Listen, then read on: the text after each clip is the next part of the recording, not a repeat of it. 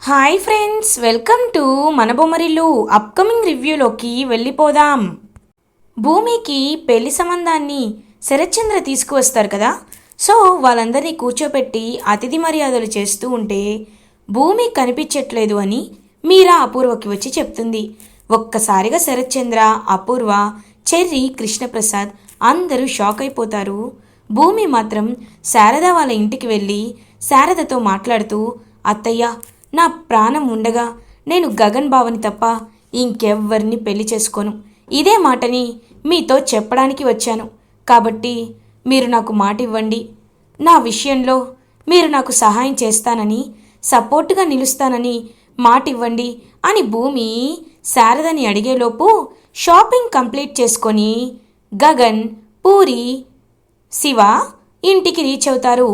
తన ఇంట్లో భూమిని చూసి గగన్ ఒక్కసారిగా షాక్ అయ్యి అసలు ఎందుకు వచ్చావని అడుగుతారు. అప్పుడు భూమి, నాకు ఇంట్లో పెళ్లి సంబంధం చూశారు. ఆ పెళ్లి సంబంధం నచ్చక ఇక్కడికి వచ్చాను బావా అని చెప్తుంది భూమి. ఓహో, పెళ్లి చూపులు తప్పించుకోవడానికి, తల దాచుకోవడానికి నా ఇంటికి వచ్చావా? సరే సరే, నేనున్నాను కదా, నేను చూసుకుంటానులే. ఒక ఆడపిల్ల ఎంతైనా నా ఇంటికి వచ్చింది. అలాంటప్పుడు ఆ ఆడపిల్లకి న్యాయం చేయడం ఒక బాధ్యత. నాకు ఒక చెల్లుంది. ఆడవాళ్ళని గౌరవించడం నాకు తెలుసు.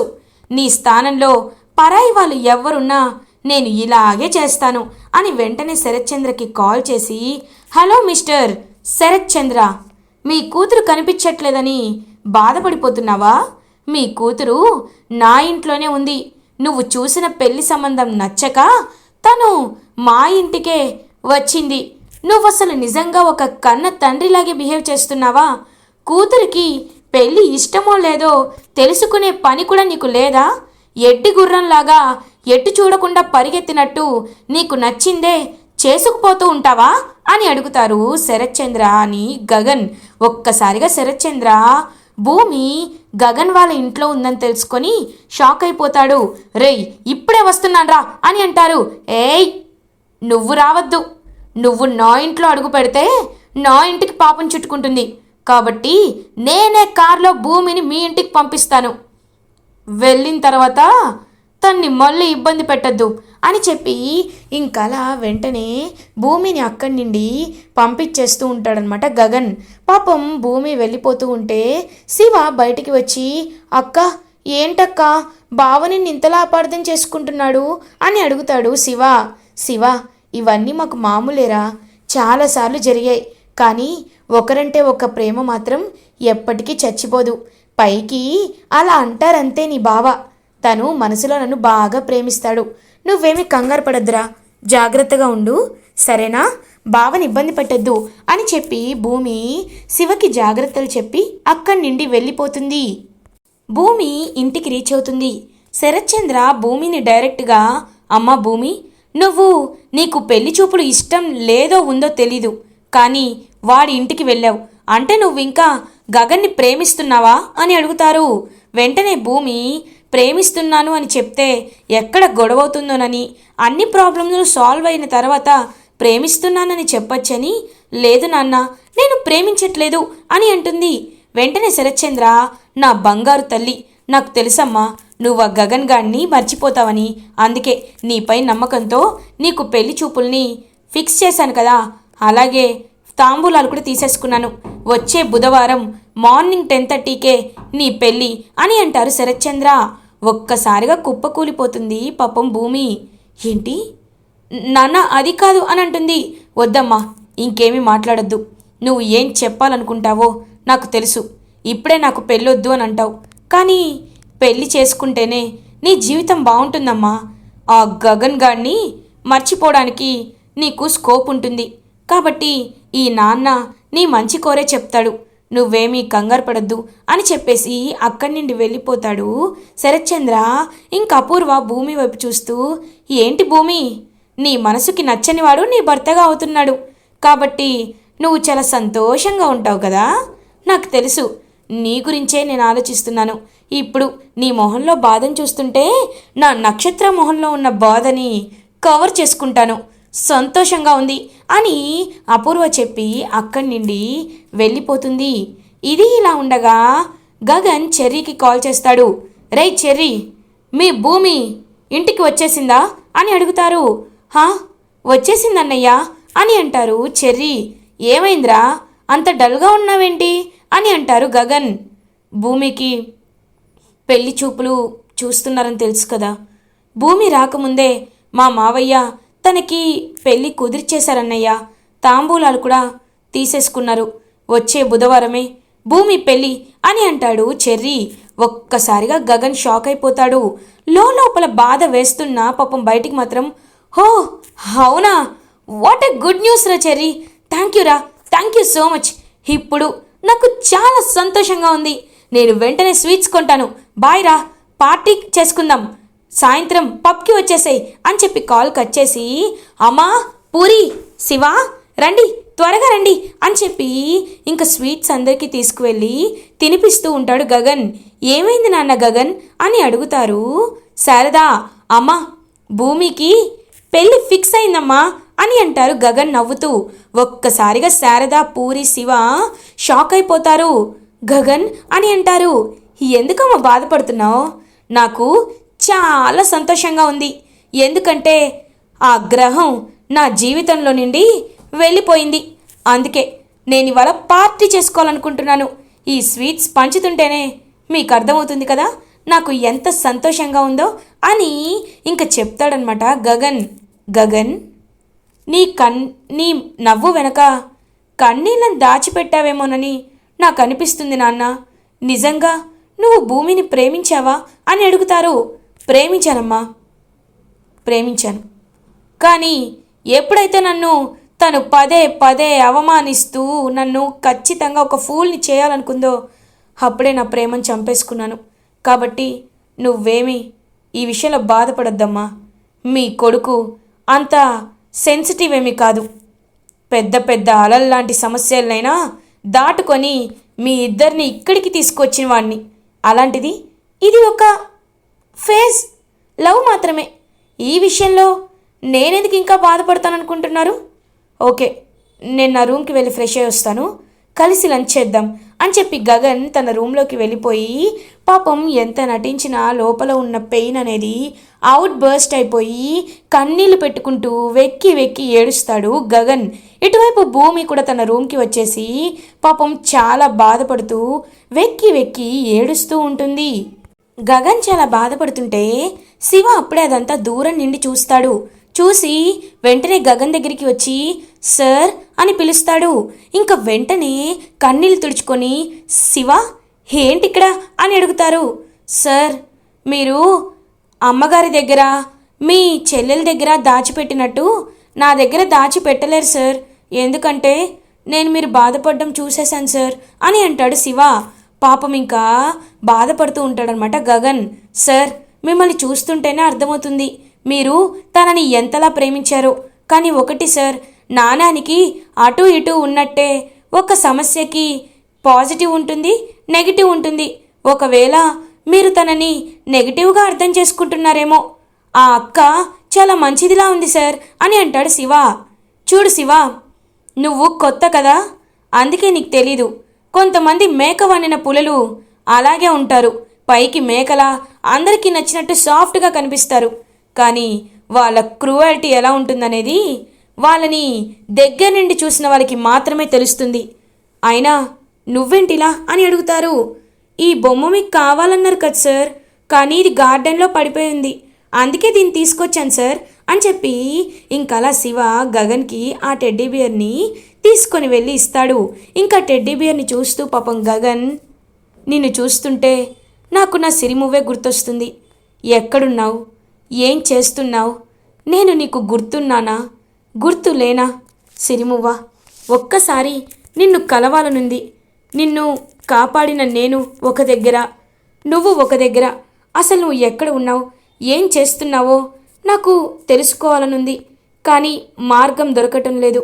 ఈ భూమి నుండి నేను డైవర్ట్ అవ్వాలంటే నీపై కాన్సన్ట్రేట్ చేయాలని నాకు అర్థమవుతుంది. మువ్వా, నువ్వెక్కడున్నావో నాకు తెలీదు, కానీ నేను ఖచ్చితంగా నీ జాడ కనబెడతాను. నిన్ను చూస్తాను, చూసి సంతోషంగా ఫీల్ అవుతాను అని సిరిమువ్వ గురించి ఆలోచించడం స్టార్ట్ చేస్తాడు గగన్. ఇది ఇలా ఉండగా మార్నింగ్ అవుతుంది. భూమి అలా ఇంకా బయటికి వెళ్తూ ఉంటే శరత్చంద్ర, భూమి ఎక్కడికి వెళ్తున్నావమ్మా అని అడుగుతారు. ఏం లేదు నాన్న, ఒకసారి డ్యాన్స్ ఇన్స్టిట్యూషన్ని చూసి వస్తాను అని చెప్పి ఇంకలా తన ఇన్స్టిట్యూషన్కి బయలుదేరుతుంది భూమి. ఇటువైపు నక్షత్ర అలా ఆలోచించుకుంటే హాయ్ నక్షి అని పిలుస్తాడు చెర్రీ. ఏయ్ ఏంట్రా నక్షి, ఏంటి నక్షి, నిన్న అంత బుద్ధి చెప్పినా నీకు బుద్ధి రాలేదా అని అడుగుతుంది నక్షత్ర. ఎందుకొస్తుంది, నువ్వేమైనా పరాయిదానివా? నువ్వు నేను తాళి కట్టిన భార్యవి కాబట్టి నువ్వు ఏం చేసినా నేను భరించాలి కదా. అసలు నీకు తెలుగు తెలుసా? భర్త అంటే మీనింగ్ తెలుసా? భరించేవాడినే భర్త అంటారు, కాబట్టి నేను నిన్ను భరిస్తున్నాను కదా అని అంటాడు చెర్రీ. రే, ఇక్కడ ఏదైనా సీసీ కెమెరాలు పెట్టావేంట్రా, ఇంతలా డైలాగులు వేస్తున్నావు అని అంటుంది నక్షత్ర. సీసీ కెమెరాలా? అలాంటి అవసరాలు నీకుంటాయి, నాకు కాదు అని అంటాడు చెర్రీ. అయితే నేనేం చెప్పినా చేస్తావా? నా టార్చర్ని ఎంతైనా భరిస్తావా నువ్వు అని అడుగుతుంది నక్షత్ర. అవును, ఎంతైనా భరిస్తాను. నాకు నీ ప్లాన్ తెలుసు కాబట్టే నువ్వు ఎంత టార్చర్ పెట్టినా బండరాయిలాగే ఉంటాను అని అంటారు చెర్రీ. అయితే ఆగు నీ కోసం అని చెప్పి వెంటనే ఇంకా అలా ఒక జ్యూస్ని తీసుకొస్తుంది నక్షత్ర చెర్రీ కోసం. ఏంటిది అని అడుగుతారు. కాకరకాయ జ్యూస్, నీకసలే చిన్నప్పటి నుండి కాకరకాయ అంటే పడదు కదా అని అంటుంది నక్షత్ర. ఏంటి కాకరకాయ జ్యూసా అని అంటాడు చెర్రీ. అవును, నీకోసమే స్పెషల్గా రెడీ చేసి తీసుకొచ్చా. నాపై ప్రేమ ఒలకపోస్తున్నావు కదా, ప్రేమ ఉందన్నావు కదా, ఏది తాగు, దమ్ముంటే తాగరా అని అంటుంది నక్షత్ర. నీపై ప్రేమ నిరూపించుకోవాలి అంతే కదా అని చెప్పి వెంటనే ఇంకా గ్లాస్లో ఉన్నది ఫుల్గా తాగేస్తాడనమాట చెర్రీ. ఒక్కసారిగా నక్షత్ర షాక్ అయిపోతుంది. చూసావా, నీకోసం నేను ఏదైనా చేస్తాను అనడానికి ఇదే ప్రత్యక్ష సాక్ష్యం. నువ్వు నన్ను ఎప్పటికీ అర్థం చేసుకుంటావో తెలీదు, కానీ ఒకటి మాత్రం నిజం, నేను నిన్ను ప్రేమించాలి అనుకుంటున్నాను నక్షత్ర, కానీ వన్ సైడ్ కాదు. నువ్వు నా ప్రేమను అర్థం చేసుకునేలా ఖచ్చితంగా ఈ చెర్రీ చేస్తాడు. ఒక్కసారి చెర్రీ ఫిక్స్ అయితే అస్సలు వదిలిపెట్టడు. నువ్వు కూడా అంతే. ఈ చెర్రీ నక్షత్ర ఒక గుడ్ కాంబో అవ్వాలి. ఓకే బాయ్ అని అక్కడి నుండి వెళ్ళిపోతాడు చెర్రీ. ఒక్కసారిగా షాక్లో ఉండిపోతుంది నక్షత్ర. ఏంటి వీడు ఇంత ఈజీగా ఈ జ్యూస్ని తాగేశాడు, అసలు వీడు నిజంగా నన్ను ప్రేమిస్తున్నాడా అని షాక్లో ఉండిపోతుంది నక్షత్ర. ఇది ఇలా ఉండగా గగన్ ఆఫీస్కి రీచ్ అవుతారు. ఇంకా ఆఫీస్లో గగన్ అలా వర్క్ చేసుకుంటుంటే అప్పుడే అసిస్టెంట్ ఆది గగన్ దగ్గరికి వచ్చి, సార్ మీకు ఎవరో ఒక కొరియర్ పంపించారు అని అంటారు. ఏంటి కొరియరా? ఎవరు? హూ ఇస్ దట్ అని అడుగుతారు గగన్. ఏమో సార్, అడ్రస్ అన్నౌన్ అని ఉంది, మీరే తీసుకోండి సార్ అని చెప్పి అక్కడి నుండి వెళ్ళిపోతారు. ఇప్పట్లో ఎవరబ్బా అని చెప్పి ఇంకలా అది ఓపెన్ చేసి చూడగానే అందులో ఒక లెటర్ ఉంటుంది. ఆ లెటర్ని చూస్తూ ఉంటాడనమాట గగన్. ఇప్పట్లో లెటర్ ఎవరు రాస్తారు అని చెప్పి ఓపెన్ చేసి చూడగానే, ఏంటి కొనిదెల గగన్ గారు బాగున్నారా? మీరు ఎప్పుడు బాగుంటారులేండి, కాకపోతే నా గురించే మీకు తెలియదు కదా, తెలియచేద్దామని ఇలా లెటర్ రాస్తున్నాను. మీకు ఫోన్ చేయాలనుంది కానీ చేయలేను, మెసేజ్ చేయాలనుంది, నన్ను ఈజీగా కనిపెట్టేస్తారు, కాబట్టే నేను ఇలా మీకు లెటర్లు రాస్తున్నాను. చూడండి గగన్ గారు, తొలి చూపులోనే నేను మిమ్మల్ని ప్రేమించాను, కానీ మీ దగ్గరికి వచ్చి చెప్పే ధైర్యం నాకు లేదు, అందుకే ఈ లెటర్ రాస్తున్నాను. ఇట్లు ప్రేమతో ఒక ప్రేమికురాలు అని లెటర్ రాసి ఒక రోజ్ ఫ్లవర్ అందులో ఉంటుంది. ఒక్కసారిగా గగన్ షాక్ అయిపోతాడు. ఎవరిది? అయినా ఈ కాలంలో లెటర్స్ ఏంటి? అసలు నన్ను ప్రేమిస్తున్నారా? ఎవరు చేసుంటారు?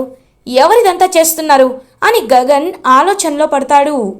ఖచ్చితంగా ఇది ఆ భూమి పని అయ్యుంటుంది, చెప్తా అని చెప్పి గగన్ ఇంకా భూమి ఎక్కడుందో తెలుసుకుంటాడనమాట. ఇప్పుడే డ్యాన్స్ ఇన్స్టిట్యూషన్కి వెళ్ళిందన్నయ్య అని చెర్రీ చెప్పడంతో గగన్ డ్యాన్స్ ఇన్స్టిట్యూషన్కి రీచ్ అవుతారు. హే భూమి, ఏంటి నీకేమీ పని పట్టలేదా? నా వెంట పడుతూనే ఉంటావా అని అడుగుతాడు గగన్. ఏంటి బావా, ఏం మాట్లాడుతున్నారు మీరు అని అడుగుతుంది భూమి. హే, డోంట్ కాల్ మీ బావా, నన్ను అలా పిలవద్దు. అయినా ఈ లెటర్ రాసింది నువ్వే, నాకు తెలియదు అనుకుంటున్నావా అని అంటారు గగన్. లెటరా? ఏ లెటర్ బావా?